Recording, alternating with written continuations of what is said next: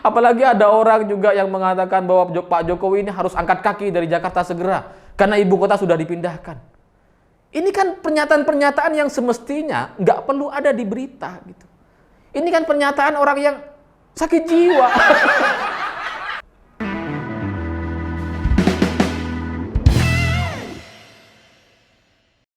Selamat malam para mantan, selamat malam untuk semua mantan-mantan kalian yang sok keren padahal kere. Yang petantang-petenteng ke sana kemari, sok traktir kanan kiri. Padahal dia nggak punya apa-apa. Sok keren aja gitu. Nah, cerita-cerita semacam itu menurut saya itu jadi mirip-mirip sekali dengan seorang Mardigu yang katanya pengusaha sukses, seorang bosman yang bisa menyelesaikan semua permasalahan di Indonesia. Yang meminta pemerintah untuk mencetak uang sebanyak-banyaknya. Itu aneh banget gitu. Saya terus terang nggak tertarik awalnya untuk membahas seorang Mardigu. Kenapa? Karena saya pikir orang mana yang mau percaya dan menerima gagasan-gagasannya? Orang mana gitu? Kalaupun viewer di YouTube-nya banyak gitu, ya meskipun nggak terlalu banyak, adalah gitu ya. Tapi kan mungkin sebagian orang tuh cuma have fun aja di sana. Cuma ketawa-ketawa aja. Lucu juga orang kayak gini ya. Bisa ngelawak sambil serius gitu ya. Kalau saya kan kebalikannya. Bisa serius sambil ketawa. Saya pikir nggak akan ada orang yang percaya dengan gagasan-gagasan Mardigu. Karena itu sangat dasar sekali gitu. Misalkan mau mencetak uang sebanyak-banyaknya, ya pasti inflasi lah. Pasti masalah negeri ini gitu. Tapi ketika kemarin saya ke Jakarta, beberapa hari yang lalu, bertemu dengan seorang teman, seorang kawan, udah yang cukup senior gitu ya. Usianya udah 70 lebih kayaknya, saya nggak berani nanya gitu ya. 70 lebih lah, karena sudah cukup ya seperti kakek saya usianya gitu ya. Lalu kemudian di tengah-tengah diskusi yang cukup hangat gitu ya, karena beliau ini sering nonton saya katanya. Tiba-tiba salah satu temennya ini nanya gitu, Mas Alif, Mardigu tuh beneran nggak sih? Saya pikir soal apa ini gitu, kan banyak gagasan-gagasan Mardigu yang absurd gitu ya, yang halu banget gitu. Ya, tapi kan yang saya hadapi orang senior gitu, seperti kakek saya, jadi saya nggak bisa ketawa gitu kan. Soal apa dulu nih Pak, kataku. Itu loh, katanya Mardigu itu bisa memadamkan setengah listrik di Singapura. Terus terang saya nahan tawa. Karena nggak enak gitu ya. Saya kalau ketawa di depan beliau, kayaknya kan ngetawain beliau gitu, bukan ngetawain Mardigu gitu kan. Saya tahan gitu. Tapi nggak bisa, saya tetap ketawa. Ya mana bisa? Singapura yang negara maju bisa dikendalikan oleh seorang Mardigu. Awalnya saya nggak percaya. Saya pikir yang ada dalam komentar-komentar di video-video pakar mantan, tak pikir mereka ya memang orang yang memang nggak tahu atau iseng-iseng aja atau buzzernya Mardigu gitu. Tapi ternyata ada loh orang yang benar-benar percaya dengan seorang Mardigu. Setelah itu saya jelaskan lah. Ya nggak mungkin, secara logika itu mustahil, nggak masuk akal. Loh, kenapa katanya? Dia tanya seperti itu. Ya saya bilang begini, itu kan sama misalkan saya bos produsen produk apa gitu ya, bos rokok lah misalkan. Di Indonesia ini kan ratusan juta orang itu ngerokok tiap harinya. Dan bisa dibilang mereka ini bergantung dengan perusahaan-perusahaan rokok. Nah, misalkan saya adalah bos Jarum, bos gudang garam, atau Wismilak atau apapun perusahaan rokok sekarang gitu ya. Meskipun saya tahu bahwa ada ratusan juta orang bergantung dengan produk saya, kan nggak mungkin tiba-tiba saya bilang dengan bangganya, kalau tanpa saya, mayoritas masyarakat Indonesia, ratusan juta orang nggak bisa merokok. Kan nggak mungkin gitu. Jadi apa yang disampaikan oleh Mardigu itu pasti hanya sebuah klaim. Itu pasti dilakukan oleh orang yang benar-benar tidak terlibat di dalamnya gitu. Karena kalau orang ini punya, katakanlah benar-benar ada perusahaan yang menyuplai listrik ke Singapura dan benar-benar bisa memadamkan setengahnya, saya sangat yakin, sangat-sangat yakin mereka nggak akan keceplosan untuk bilang seperti itu. Karena nggak etis dan itu menimbulkan kemarahan bagi masyarakat Singapura gitu. Pasti. Tapi ini kan yang sekarang kita terjadi adalah Mardigu sudah mengatakan, tapi orang Singapura anteng-anteng aja. Ini kan artinya salah informasi ini. Dan kali ini saya ingin bahas soal ibu kota baru karena itu juga dibahas oleh Mardigu dan belakangan saya tahu kayaknya orang ini emang orang-orang yang apa ya? Orang yang awam banget gitu. Kayak adik saya yang belum sekolah. Yang bertanya bagaimana caranya memindahkan 5 juta orang di Jakarta ke Kalimantan katanya. Jadi kalau kita melihat ingin memindahkan, katakanlah 5 juta orang ke Penajam tersebut. Kalau kita satu hari 10 pesawat aja yang ada digunakan, satu pesawat sekitar 200 orang aja, itu 2.000 orang. Untuk memindahkan 2.000 orang dikalikan 365 hari itu baru 700.000. Alias 5 tahun itu belum sampai 5 juta orang kita pindahkan yang setiap hari 2.000 orang. Dan itu tidak sederhana sekali lagi memindahkan orang ke sana. Loh, emangnya semua orang di Jakarta itu PNS? Populasi Jakarta itu 10 juta. Bagaimana mungkin 5 jutanya PNS kementerian semua? Gak masuk akal. Tapi sama Mardigu dihitung katanya. Kalau tiap hari bisa memuat 2.000 orang naik pesawat, itu dalam 3 tahun gak nyampe 5 juta.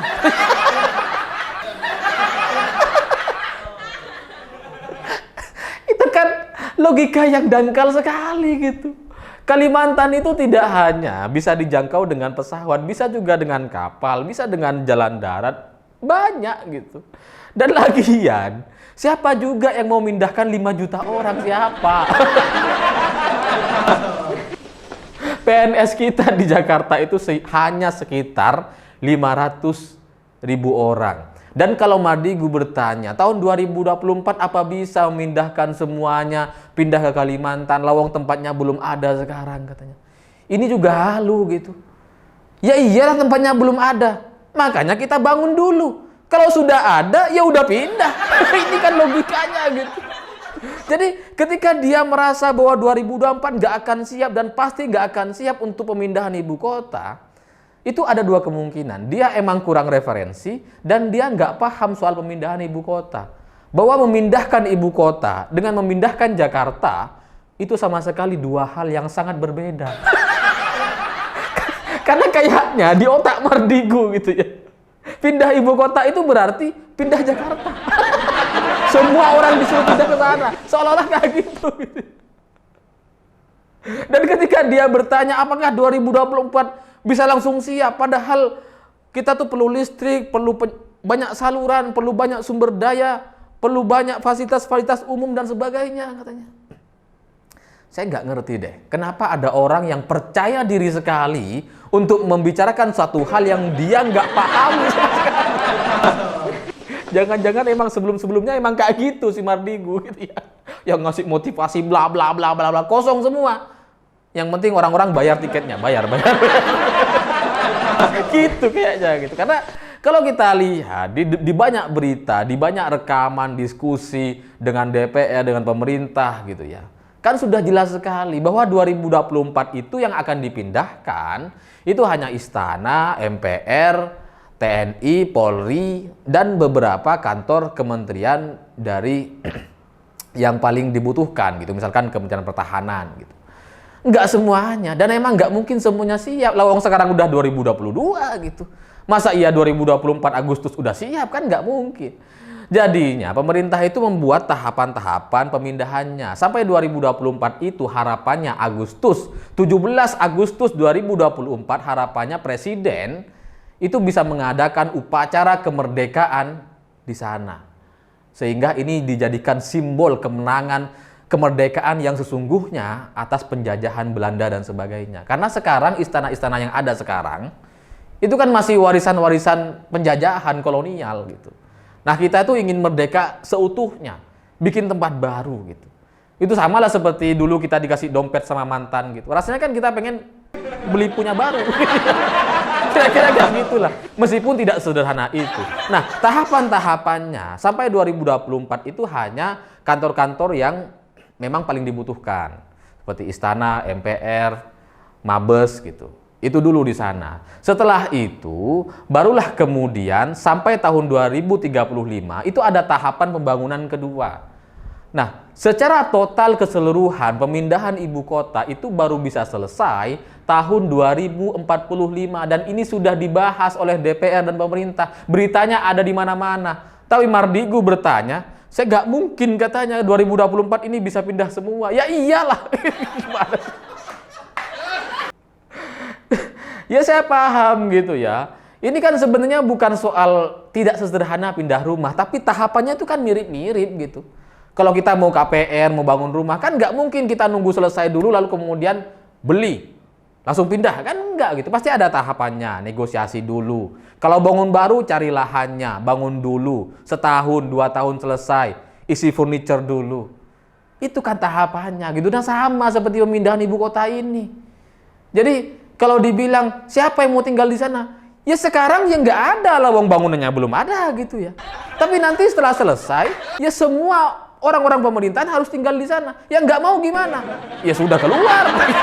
Kan masih banyak yang mau gantikan gitu. Apalagi Mardigu bertanya, sepanjang sejarah manusia katanya, yang namanya manusia itu hanya pindah dari tempat yang negatif, di tempat yang sudah tidak ada kehidupan, ke tempat yang lebih baik. Maka pertanyaannya apakah di Kalimantan nanti income seseorang itu bisa lebih baik? Ini saya semakin yakin gitu bahwa Mardigu ini tidak bisa membedakan antara pemindahan ibu kota Jakarta dengan pemindahan Jakarta. Kayaknya dia tuh nggak paham gitu. Karena kalau masyarakat sipil nggak ada yang ngajak untuk pindah ke sana. Dan kalau soal gaji, soal pendapatan itu kan sudah ditetapkan oleh pemerintah.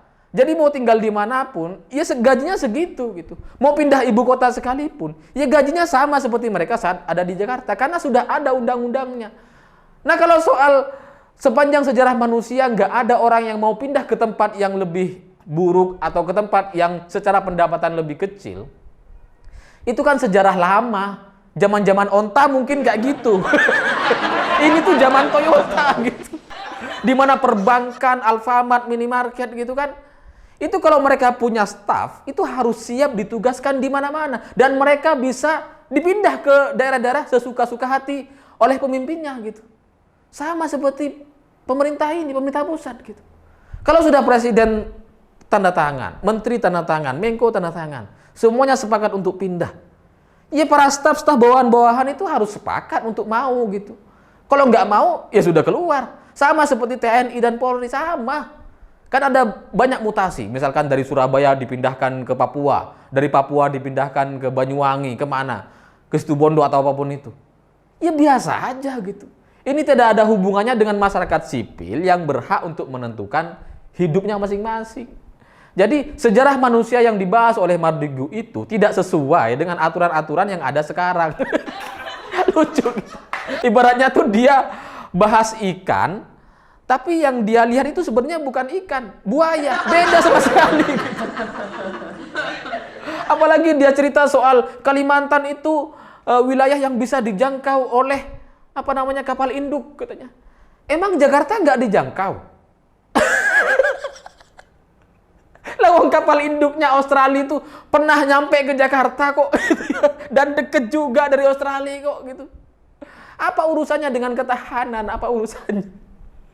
Mau Jakarta, mau Kalimantan, Papua, Aceh, semuanya. Ya semuanya ini wilayah Indonesia yang harus kita jaga secara bersama-sama dan setara gitu. Nggak bisa misalkan Aceh dekat agak cukup jauh, terus kemudian nggak kita jaga. Ya nggak bisa lah. Itu pemikiran-pemikiran yang primitif.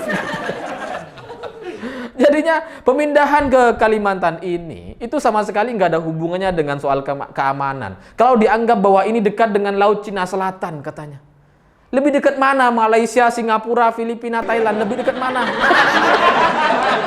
Loh, buktinya mereka mana-mana aja tuh gitu. Nggak ada urusan dengan takut dengan Cina, takut dengan kapal induk, apapun itu nggak ada. Ya memang sih kita harus bersiap. Memang kita harus bersiap dengan segala kemungkinan gitu ya. Tapi kan faktanya sekarang, kita tuh sudah punya pos-pos di perbatasan, di pulau-pulau terluar, ada gitu. Kalaupun kurang, ya nanti kita tambah. Tapi kalau pertanyaannya, ini mudah dijangkau oleh kapal induk, ya semua wilayah di Indonesia atau semua negara di dunia bisa dijangkau. Kalau nggak bisa dijangkau itu malah susah. Malah aneh. Mana ada negara yang nggak bisa dijangkau sama kapal induk? Nanti kalau terjadi bencana gimana? Aneh-aneh aja gitu. Tapi ya pernyataan Mardigu itu jadi mirip seperti orang-orang PKS gitu ya. Sama, bahasanya tuh soal pertahanan katanya. Ini rentan. Jangan-jangan PKS mau capresin Mardigu. Jangan-jangan. Apalagi PKS meminta seperti Hidayat Nur Wahid itu meminta referendum kepada pemerintah agar masyarakat ini diberikan pilihan katanya. Itu nggak ada urusan lah. Referendum kalau mau dilakukan ya referendum soal PKS aja. Setuju nggak masyarakat PKS bubar? Pasti setuju. Karena suara PKS itu minoritas gitu. Pasti lebih banyak yang setuju, pasti itu. Apalagi ada orang juga yang mengatakan bahwa Pak Jokowi ini harus angkat kaki dari Jakarta segera karena ibu kota sudah dipindahkan. Ini kan pernyataan-pernyataan yang semestinya nggak perlu ada di berita gitu. Ini kan pernyataan orang yang sakit jiwa. Masa Pak Jokowi disuruh pindah gitu? Gimana sih?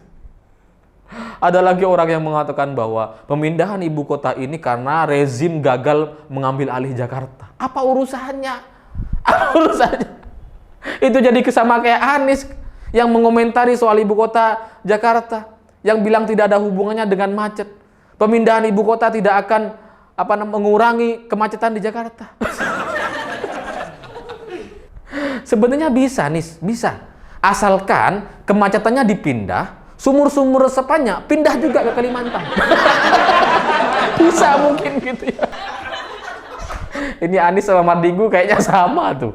Gak bisa membedakan antara pemindahan ibu kota dengan pemindahan Jakarta. Urusan Jakarta ini kan urusan Anda sebagai gubernur gitu. Ya uruslah, kalau ada kemacetan ya urus. Bukan malah bilang yang dilakukan oleh pemerintah nggak ada gunanya dengan kemacetan gitu.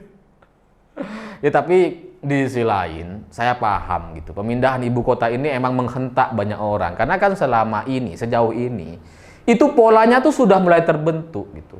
Kalau demo-demo yang terjadi di Jakarta itu kan gampang banget gitu. Tiba-tiba anak SD demo, anak SMK demo gitu ya. Kan kayak mudah sekali dimobilisasi. Dan ini polanya sudah mulai terbentuk. Ibarat orang itu udah buka toko, udah rame gitu ya, disuruh pindah. Itu gitu. Jadi makanya kemudian orang-orang yang protes soal pemindahan ibu kota Jakarta hampir pasti adalah orang-orang yang pernah ikut demo 212, 411 dan sejenisnya. Pasti. Perhatikan aja gitu. 90% pasti pernah ikut demo orang-orang itu gitu. Demo-demo untuk sesuatu yang nggak jelas maksudnya apa, yang nggak tahu apa yang mau disampaikan dalam kritikan-kritikannya. Nggak ada. Pokoknya saya kritis. Apa kritikannya? Nggak tahu.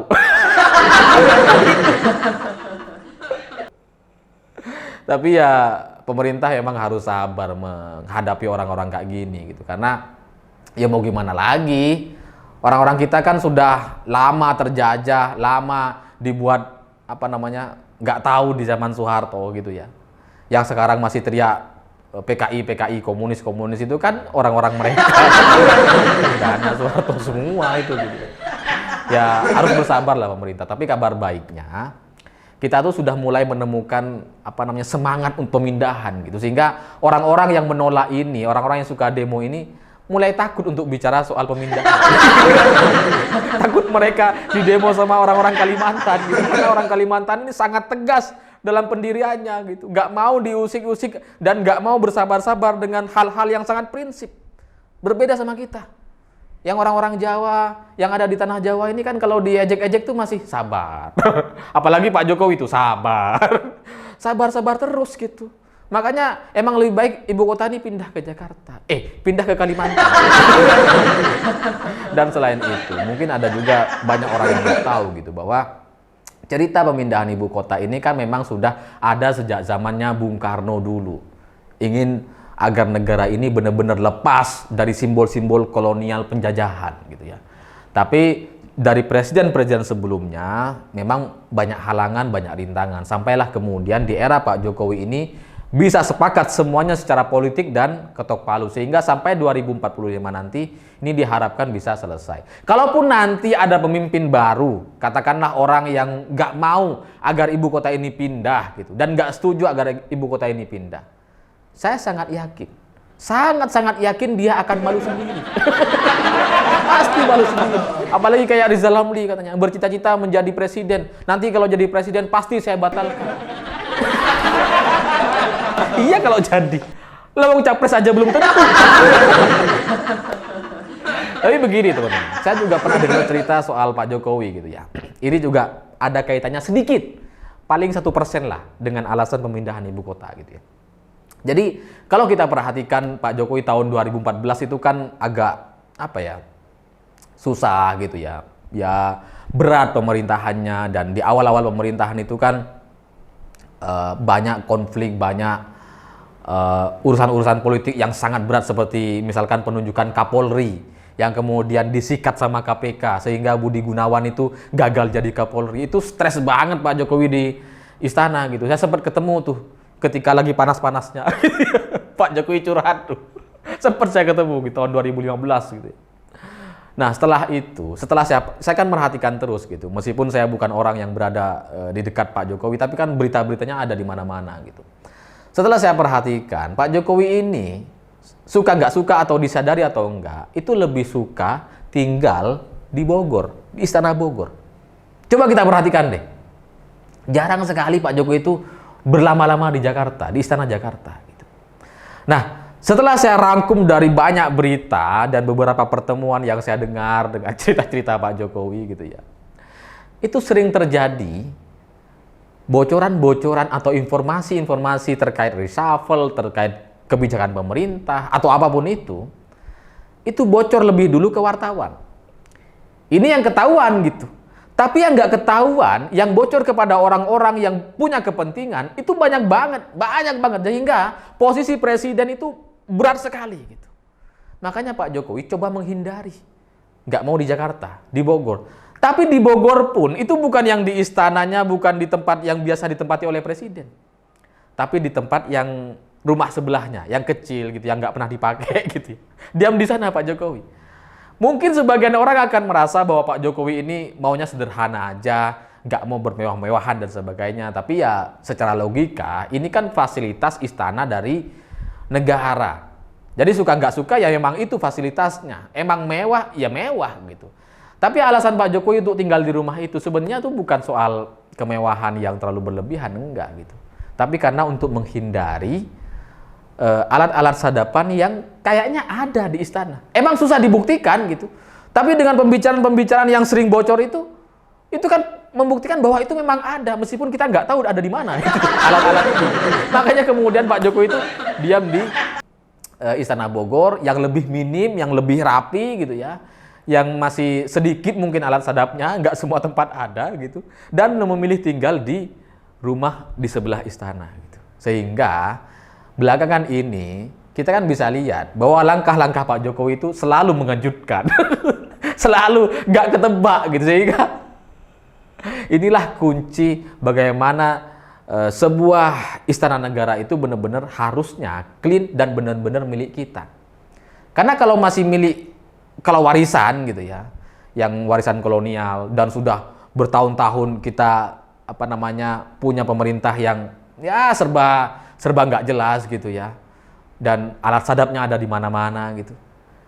Ini kan mendingan kita punya tempat baru yang benar-benar kita tahu, yang benar-benar kita bikin sendiri, dan setelah itu ya aman gitu. Ya tapi pertanyaannya mungkin begini, kenapa Pak Jokowi nggak mau bersihin alat-alat sadap yang kemungkinan ada di Istana Jakarta? Jawabannya begini, kalaupun mau diperiksa itu belum tentu ada, belum tentu ditemukan. Karena kita nggak tahu nih siapa yang naruh gitu ya, dan sejak kapan kita nggak tahu, nggak ada yang tahu. Pak Jokowi juga baru 2014 kan jadi presiden gitu, Sehingga kalaupun diperiksa itu belum ketemu, nah kalau belum ketemu nantinya dikiranya Pak Jokowi itu